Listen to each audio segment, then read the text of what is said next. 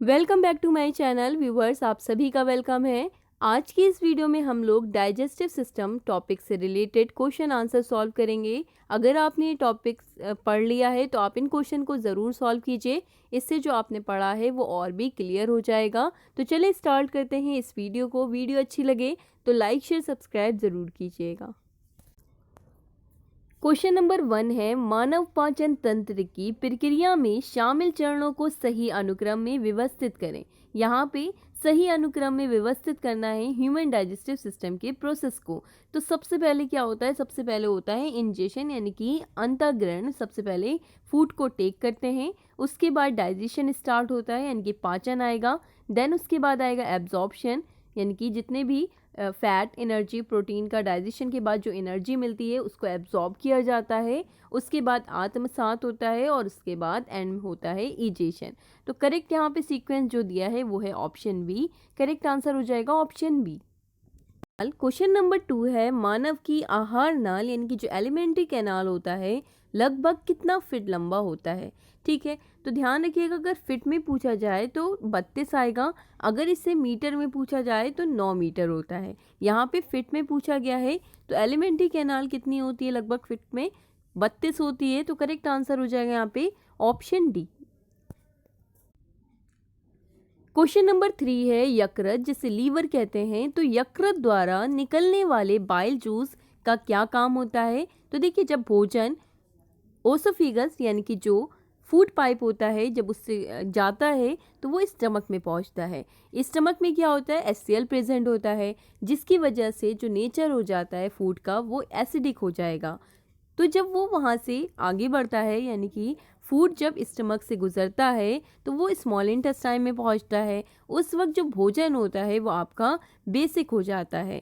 तो यहाँ पे क्या कह रहे हैं, किसकी वजह से वो बेसिक होता है, वो बेसिक बाइल जूस का की वजह से होता है। यानी कि लीवर द्वारा जो बाइल जूस निकाला जाता है उसका काम होता है भोजन को बेसिक करना। तो यहाँ पे करेक्ट आंसर हो जाएगा, ये भोजन को क्षारीय बनाता है यानी कि बेसिक कर देता है। तो आंसर हो जाएगा यहाँ पे ऑप्शन 1। क्वेश्चन नंबर 4 है, शरीर के किस हिस्से में भोजन अवशोषित यानी कि एब्जॉर्प्शन होता है भोजन का। पहला ऑप्शन दिया है स्मॉल इंटेस्टाइन यानी कि छोटी आंत, दूसरा ऑप्शन दिया है बड़ी आंत यानी कि लार्ज इंटेस्टाइन, सी ऑप्शन दिया है स्टमक और डी ऑप्शन दिया है लीवर। देखिए ध्यान रखिएगा, माउथ में कार्बोहाइड्रेट का डाइजेशन स्टार्ट हो जाता है और प्रोटीन का डाइजेशन स्टमक में स्टार्ट होता है। यहाँ पे कह रहे हैं एब्जॉर्ब कहाँ होता है, एब्जॉर्प्शन कहाँ होता है, एब्जॉर्प्शन छोटी आंत में होता है। तो इसका करेक्ट आंसर हो जाएगा ऑप्शन 1, छोटी आंत। क्वेश्चन नंबर 5 देखिए क्या है। क्वेश्चन नंबर 5 है, भोजन का पूर्ण पाचन होता है। पूर्ण पाचन यानी कंप्लीट डाइजेशन कहाँ होता है। माउथ में क्या होता है, माउथ में कार्बोहाइड्रेट का डाइजेशन होता है यानी कि भोजन में प्रेजेंट कार्बोहाइड्रेट का डाइजेशन माउथ में स्टार्ट हो जाता है। लेकिन जितना भी जो और भी जटिल होता है, जो और भी टफ होता है कार्बोहाइड्रेट, जो माउथ में नहीं पच पाता है वो स्मॉल इंटेस्टाइन में पचता है, क्योंकि स्टमक में कार्बोहाइड्रेट का डाइजेशन नहीं होता है। स्टमक यानी कि पेट में प्रोटीन का डाइजेशन होता है, वो भी शुरुआत होती है, कंप्लीट नहीं होगा। कंप्लीट प्रोटीन का डाइजेशन स्मॉल इंटेस्टाइन में जाकर ही होता है। तो हम ये कह सकते हैं कि छोटी आंत में पूर्ण पाचन होता है। ठीक है, क्योंकि क्यों होता है छोटी आंत में, क्योंकि जो पेनक्रियाज क्या है, पेनक्रियाज एक ग्लैंड है जो एंजाइम रिलीज करता है। तो पेनक्रियाज एक ऐसा एंजाइम रिलीज करता है जो कार्बोहाइड्रेट को, फैट को और प्रोटीन को, इन तीनों को ही डाइजेस्ट कर लेता है, जिसकी वजह से जितना भी कार्बोहाइड्रेट अनडाइजेस्टेड होता है, जितना भी प्रोटीन अनडाइजेस्टेड होता है वो छोटी आंत में जाकर डाइजेस्ट हो जाएगा। क्योंकि पेनक्रियाज जो एंजाइम रिलीज करेगा वो छोटी आंत में जाएगा। छोटी आंत में देखिए भोजन स्टमक के बाद कहाँ जाता है, स्टमक के बाद भोजन स्मॉल इंटेस्टाइन में जाता है। उसके यहाँ पे क्या होता है, पेनक्रियाज होता है। तो पेनक्रियाज जो एंजाइम रिलीज करता है, जिसकी वजह से जब फूड यहाँ से जा रहा होता है तो वो एंजाइम उस भोजन में मिल जाता है। जैसे ही वो एंजाइम उन भोजन से मिलता है तो उसमें भोजन में फैट, प्रोटीन और कार्बोहाइड्रेट जो अनडाइजेस्टेड होता है वो डाइजेस्ट हो जाएगा, यानी कि छोटी आंत में पूर्ण पाचन हो जाता है, कंप्लीट डाइजेशन हो जाएगा। ठीक है, और ये बात ध्यान रखिएगा कि भोजन में जो फैट होता है, प्रोटीन होता है और कार्बोहाइड्रेट, इन तीनों का ही डाइजेशन होता है। जो जल होता है उसका डाइजेशन नहीं होगा, क्योंकि जल को डायरेक्ट ही एब्जॉर्ब किया जाता है। उसी तरह से विटामिन का भी डाइजेशन नहीं होता है, वो डायरेक्ट ही एब्जॉर्ब किया जाता है। उसी तरह से मिनरल का भी पाचन नहीं होता है, वो एब्जॉर्ब कर लिया जाता है, क्योंकि वो ऑलरेडी ही बहुत ही माइन्यूट होता है। ठीक है, तो करेक्ट आंसर हो जाएगा यहाँ पे ऑप्शन बी। क्वेश्चन नंबर 6 है, मानव पाचन तंत्र से जुड़ी ग्रंथियों यानी कि ग्लैंड्स का नाम बताइए। देखिए, ह्यूमन डाइजेस्टिव सिस्टम में जो ग्लैंड्स होते हैं जिनकी वजह से ही डाइजेशन हो पाता है, क्योंकि वो ग्लैंड्स क्या करते हैं, एंजाइम्स रिलीज करते हैं, और एंजाइम्स ही क्या करते हैं, एंजाइम्स ही खाने को पचाते हैं। ठीक है, तो यहाँ पे पूछे हैं कि मानव पाचन तंत्र से जुड़ी ग्लैंड्स यानी कि ग्रंथियों का नाम बताइए। सलाइवरी ग्लैंड भी काम करती है। ठीक है, और पेनक्रियास जैसे कि अभी हम लोग ने समझा एक एंजाइम रिलीज करता है जो कार्बोहाइड्रेट, फैट और प्रोटीन इन सबको पचाता है। तो सलाइवरी ग्लैंड भी सही है और पेनक्रियास भी सही है। उसके बाद यहाँ पे बी ऑप्शन में सलाइवरी ग्लैंड दिया है और यकृत यानी कि लीवर। ध्यान रखिएगा, जो लीवर है वो एक ग्लैंड है जो कि सबसे लार्जेस्ट है। कई बार ये क्वेश्चन आ चुका है, लार्जेस्ट ग्लैंड क्या है, तो लार्जेस्ट ग्लैंड लीवर है, आंसर हो जाएगा लीवर। ठीक है, और सी ऑप्शन में लीवर और पेनक्रियास दिया है, लेकिन डी ऑप्शन में सलाइवरी ग्लैंड भी दिया है, लीवर भी दिया है और पेनक्रियास भी दिया है। करेक्ट आंसर यहाँ पे हो जाएगा ऑप्शन डी। क्वेश्चन नंबर 7 है, शरीर के किस अंग में प्रोटीन का पाचन शुरू होता है यानी कि स्टार्ट होता है। पेट में होता है यानी कि स्टमक में प्रोटीन का डाइजेशन स्टार्ट हो जाएगा, लेकिन कंप्लीट नहीं होता है, कंप्लीट होगा छोटी आंत में यानी कि स्मॉल इंटेस्टाइन में। यहाँ पे करेक्ट आंसर हो जाएगा ऑप्शन बी। क्वेश्चन नंबर 8 है, शरीर में मौजूद सबसे सख्त सामग्री का नाम बताइए। पहला ऑप्शन दिया है डेंटाइन, दूसरा ऑप्शन दिया है पल्प, तीसरा ऑप्शन दिया है इनेमल और डी ऑप्शन दिया है इनमें से कोई नहीं। तो ध्यान रखिएगा, आपने दांत टॉपिक पढ़ा होगा।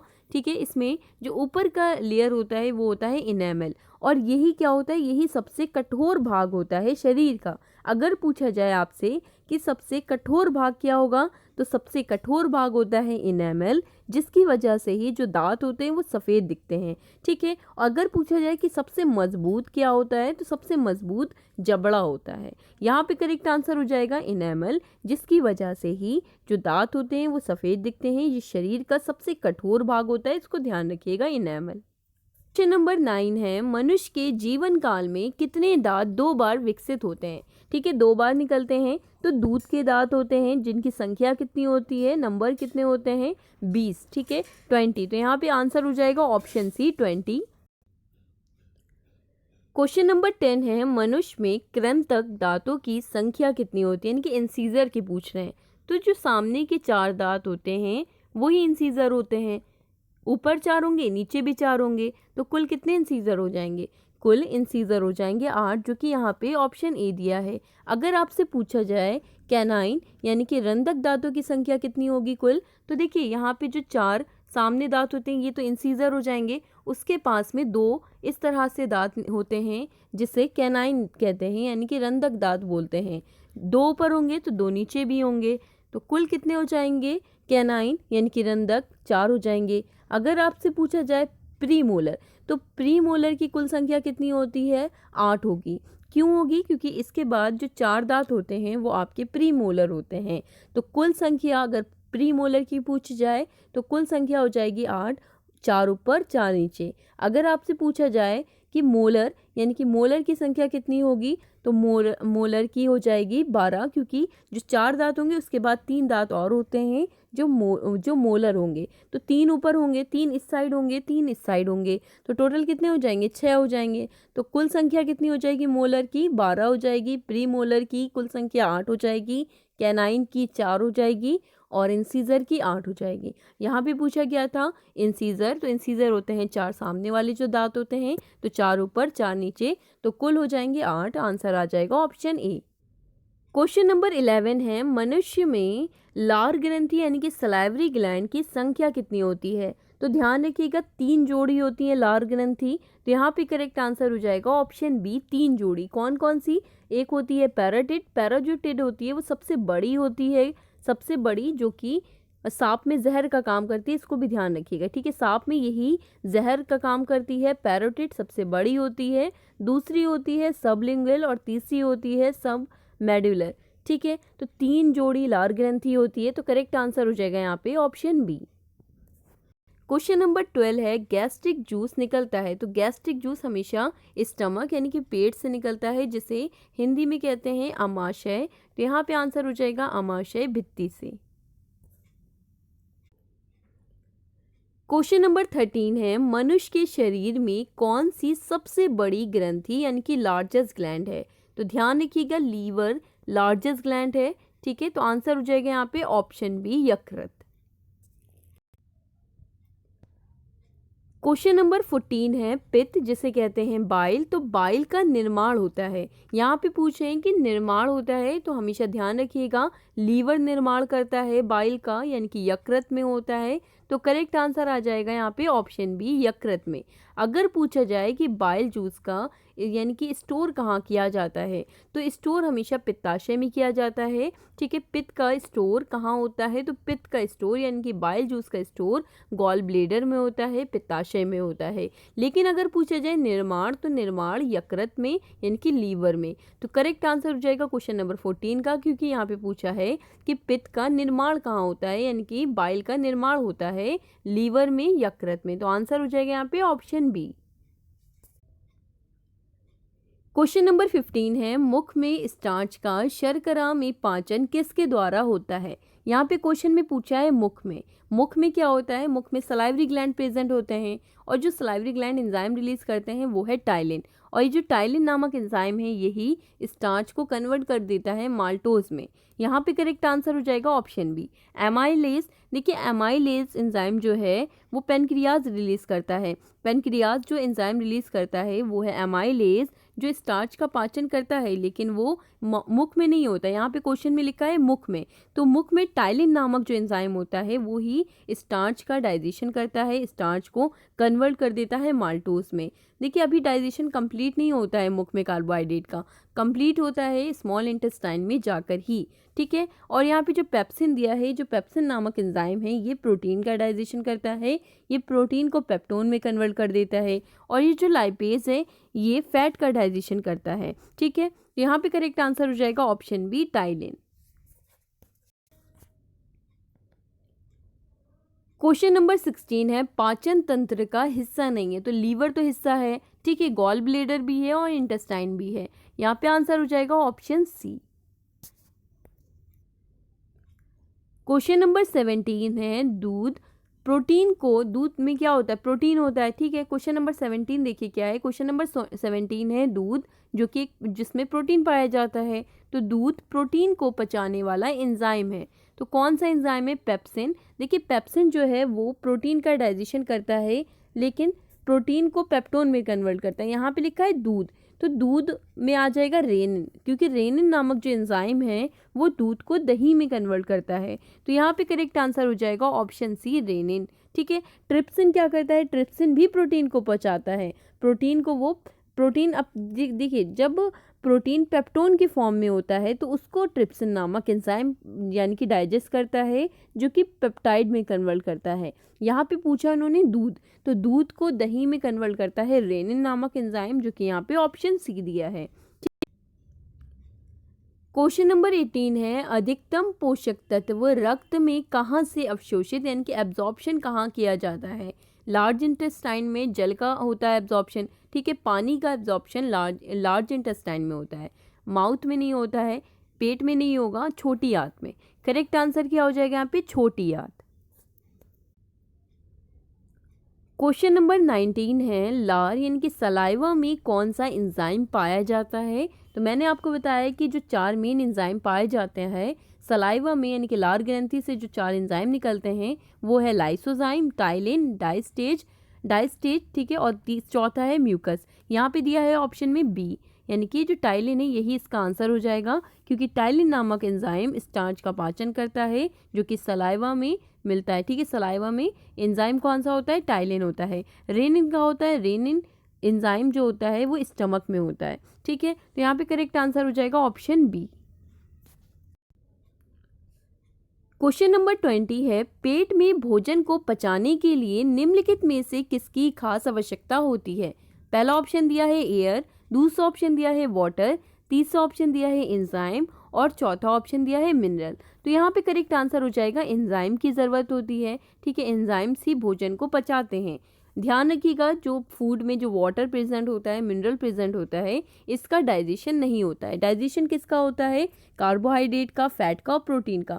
भोजन में प्रेजेंट कार्बोहाइड्रेट का डाइजेशन होता है, फैट का होता है, प्रोटीन का होता है, लेकिन जल, विटामिन और मिनरल इनका डाइजेशन नहीं होता है, ये डायरेक्ट ही एब्जॉर्ब किए जाते हैं।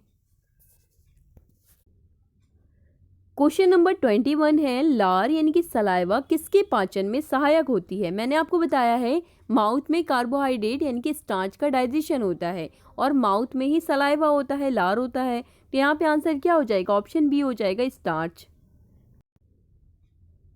अगला क्वेश्चन देखिए क्या है। क्वेश्चन नंबर 22 है, मानव के आमाशय यानी कि स्टमक में अम्ल यानी कि एसिड उत्पन्न होता है। आपने अभी पढ़ा कि पेट में क्या होता है, यानी कि स्टमक में एसिड होता है। जो कौन सा एसिड होता है? वो HCl होता है, इसको ध्यान रखिएगा। यहाँ पे यही पूछा है कि मानव के आमाशय में अम्ल एक्स उत्पन्न होता है। तो जो एक्स है वो कौन सा, यानी कि कौन सा एसिड होता है स्टमक में, पेट में? तो होता है हाइड्रोक्लोरिक एसिड, जो कि यहाँ पे ऑप्शन सी दिया है। ठीक है, हाइड्रोक्लोरिक एसिड होता है स्टमक में। करेक्ट आंसर हो जाएगा यहाँ पे ऑप्शन सी। नेक्स्ट क्वेश्चन है क्वेश्चन नंबर 23। क्वेश्चन नंबर 23 है, आमाशय द्वारा स्त्रावित रस भोजन को आसानी से पचा लेते हैं। देखिए, पेट में क्या होता है, यानी कि स्टमक में HCl होता है। HCl क्या है? हाइड्रोक्लोरिक एसिड है, एक एसिड है। तो वो जो एसिड होता है वो भोजन को पचाता है। तो यहाँ पे क्वेश्चन ये पूछा जा रहा है कि ये जो एसिड है वो उस पेट को क्यों नहीं पचा लेता है? तो ध्यान रखिएगा, यहाँ पे पूछा जा रहा है आमाशय द्वारा स्त्रावित रस भोजन को आसानी से पचा लेते हैं, लेकिन आमाशय स्वयं यानी कि खुद इस पाचक रसों से क्यों प्रभावित नहीं होते हैं, क्वेश्चन कर रहा है। देखिए, स्टमक में क्या होता है? हाइड्रोक्लोरिक एसिड होता है और एसिड तो खतरनाक होता है। जब वो भोजन को पचा लेता है तो वो उस पेट को क्यों नहीं पचाता है? तो ध्यान रखिएगा, जो स्टमक की जो वॉल होती है वो म्यूकस की होती है। म्यूकस बेस है, तो जब बेस और एसिड रिएक्ट करते हैं तो वो न्यूट्रल हो जाता है। इस वजह से वो उस स्टमक को कोई भी नुकसान नहीं पहुंचाता है, वो एसिड, हाइड्रोक्लोरिक एसिड, क्योंकि वहाँ पे वो रिएक्शन हो जाती है एसिड और बेस की। जो एसिड बेस रिएक्ट करते हैं तो वो न्यूट्रल हो जाएगा, तो इसलिए वहाँ नुकसान नहीं होगा कुछ भी। तो यहाँ पे इसका आंसर क्या हो जाएगा? ऑप्शन 1 देखिए क्या है, आमाशय की दीवार म्यूकस के द्वारा सुरक्षित रहती है। बिल्कुल सही। तो यहाँ पे करेक्ट आंसर हो जाएगा ऑप्शन ए। ठीक है, करेक्ट आंसर क्या हो जाएगा? Option A. ऑप्शन बी क्या था? ये कठोर कोशिकाओं का बना होता है, बिल्कुल भी नहीं। ठीक है, ऑप्शन सी क्या है? ये स्टील की बनी होती है, ये भी नहीं होगा, नहीं डी होगा। यहाँ पे करेक्ट आंसर आ जाएगा ऑप्शन ए। पाचन क्रिया में प्रोटीन निम्नलिखित में से किस पदार्थ में बदल जाते हैं? तो ध्यान रखिएगा, जब प्रोटीन का कंप्लीट डाइजेशन हो जाएगा, यानी कि स्मॉल इंटेस्टाइन में जब प्रोटीन अच्छे से कंप्लीटली डाइजेस्ट हो जाएगा, तो जो प्रोडक्ट मिलता है यानी कि वो किस में बदल जाएगा? वो अमीनो एसिड में बदल जाएगा। ठीक है, अमीनो एसिड में बदल जाता है। तो करेक्ट आंसर हो जाएगा यहाँ पे ऑप्शन। क्वेश्चन नंबर 25 है, निम्न में से वो अंग कौन सा है जो मानव शरीर में ग्लाइकोजन के रूप में कार्बोहाइड्रेट को जमा करता है? पहला ऑप्शन दिया है इंटेस्टाइन, दूसरा ऑप्शन दिया है स्टमक, तीसरा ऑप्शन दिया है पेनक्रियाज और चौथा ऑप्शन दिया है लीवर। तो करेक्ट आंसर हो जाएगा यहाँ पे ऑप्शन डी, लीवर। ओके, आज की वीडियो में इतने ही क्वेश्चन। आई होप आपको इससे हेल्प मिलेगी, आपका कॉन्सेप्ट और भी क्लियर होगा। BH classes 1 to 3 Telegram channel है, आप चाहें तो ज्वाइन भी कर सकते हैं। वीडियो कैसी लगी ज़रूर बताइएगा कमेंट करके। वीडियो अच्छी लगी हो तो अपने फ्रेंड के साथ इसे ज़रूर शेयर कीजिएगा। मिलते हैं आपसे नेक्स्ट वीडियो में एक नए टॉपिक के साथ।